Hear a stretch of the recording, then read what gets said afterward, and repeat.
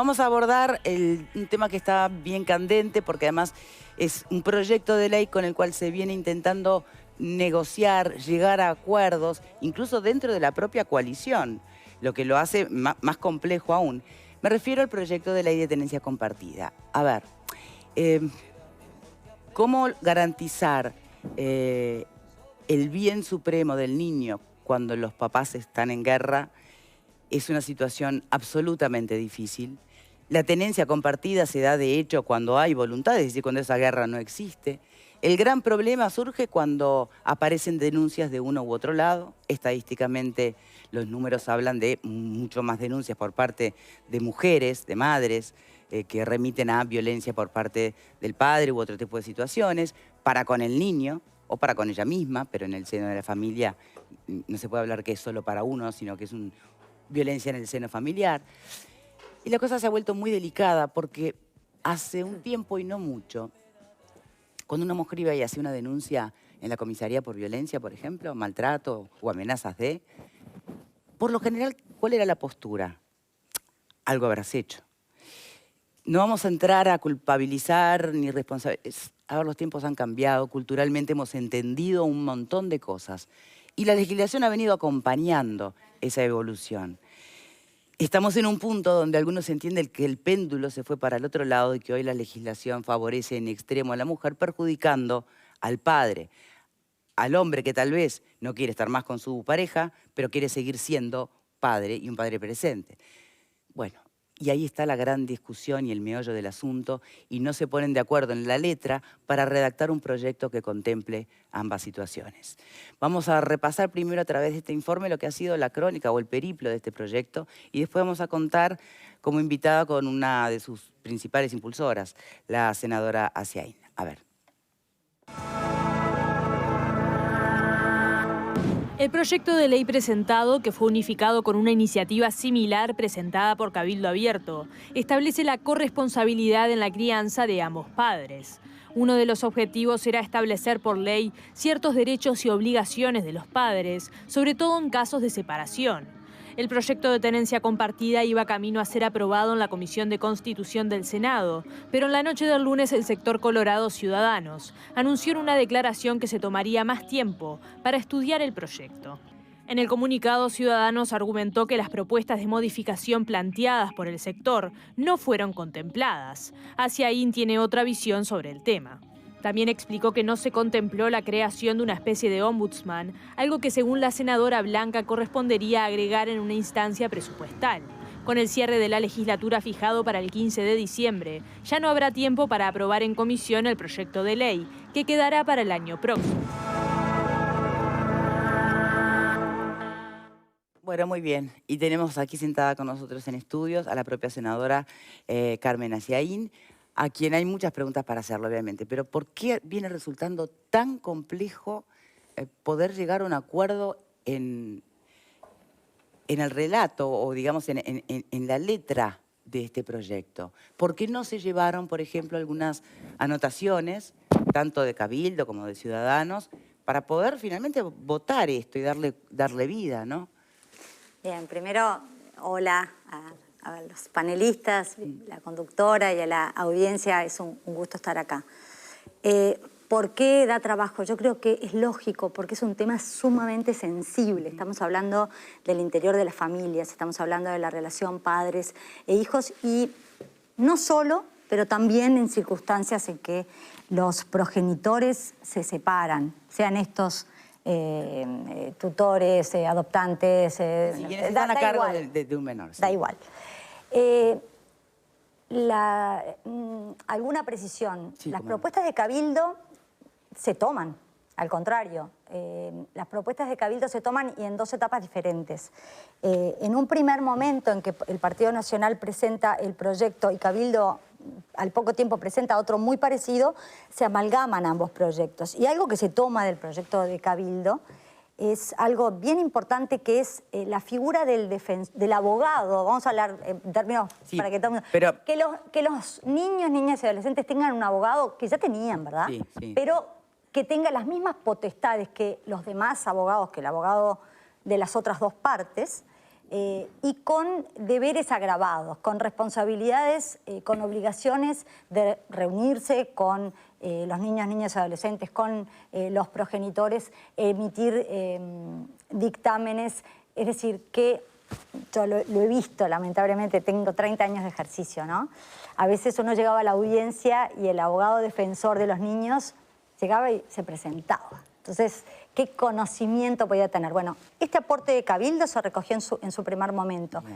Y luego, en esta segunda etapa, en la que ya el proyecto, después de haber incorporado sugerencias y observaciones de INAU, de INMujeres, a cargo de su directora Mónica Botero, de UNICEF Uruguay, de la Asociación de Magistrados, de cátedras, en fin, en una segunda etapa y ya con los insumos de la lista 15, que hizo aportes interesantes, y de la propuesta de Ciudadanos que se incorporaron, eso se compartió con los socios de la coalición el lunes pasado, no el anterior.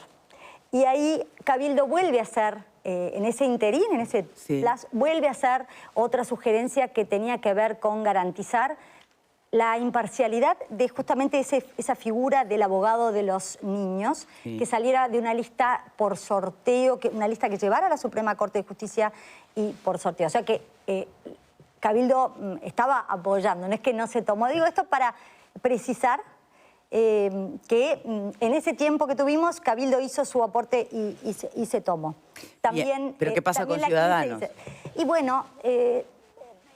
¿Cuál es el punto, así, el núcleo duro en el que no hay acuerdo? Sí, yo partí diciendo que es lógico que esto suscite preocupación, porque es un tema sumamente sensible, en que está en juego la intimidad de la familia, los derechos de los niños, niñas y adolescentes, también de los padres, madre, padre, o como esté conformada la familia.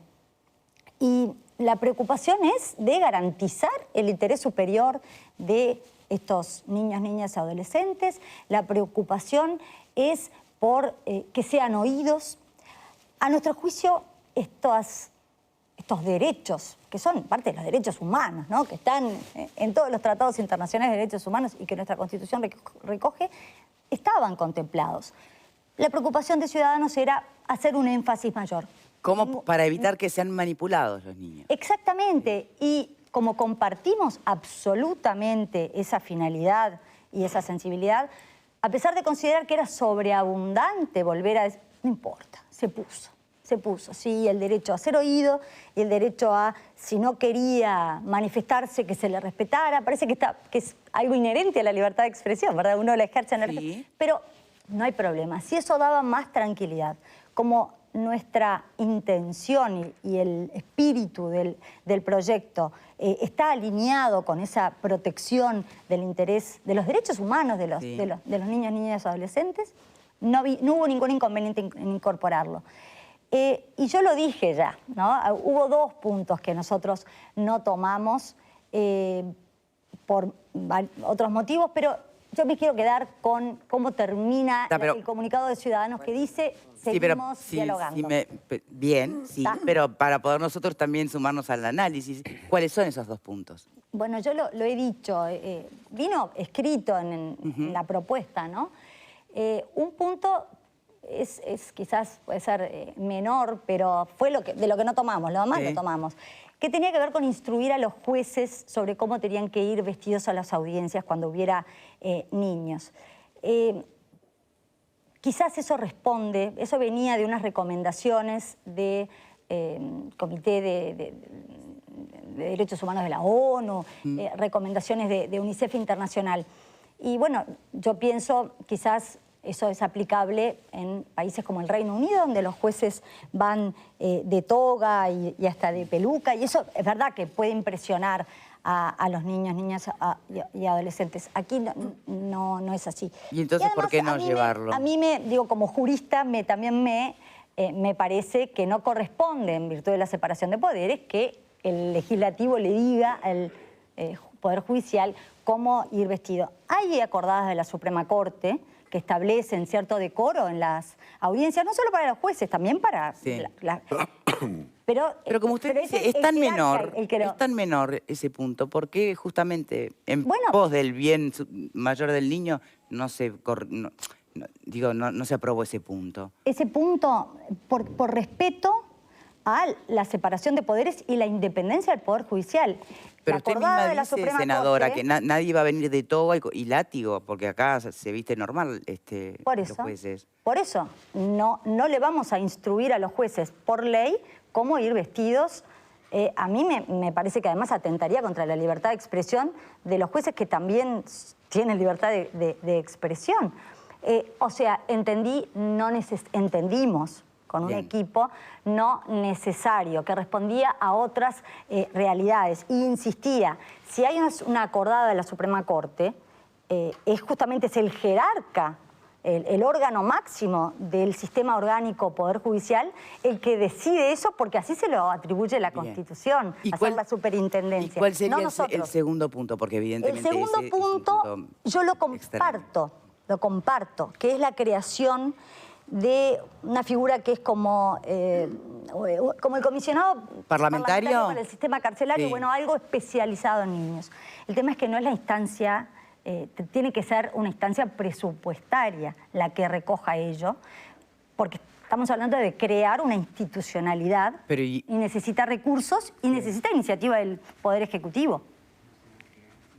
Es un tema que la Constitución asigna iniciativa al Poder Ejecutivo. Yo le hago la última pregunta y ya después abrimos al panel, porque creo que en el fondo del asunto, más allá de los tecnicismos o lo que pueda estar incluido en la letra chica de un proyecto de ley, creo que lo que el común de las personas nos preguntamos es lo siguiente. Bueno, a ver, si este proyecto se aprueba y mañana, una pareja se separa y la mujer hace una denuncia por violencia por parte de su expareja. Este proyecto daría por hecho la tenencia compartida, aun cuando, por ejemplo, la denuncia puede ser de abuso para con el menor. No. Porque esa pregunta es clave, ¿no? Porque si no pareciera que... Es clave esa pregunta, Victoria, y yo te agradezco que me des la oportunidad para contestar esa pregunta, porque nosotros lo que buscamos es, en ese sentido, estamos totalmente aunados con esa protección en este caso, de la madre, por supuesto, y de los niños, niñas y adolescentes. El juez mantiene todas las potestades de que hoy goza y que hoy le da la ley para la adopción de medidas cautelares, desde la tobillera, la orden de restricción, la relocalización de las víctimas.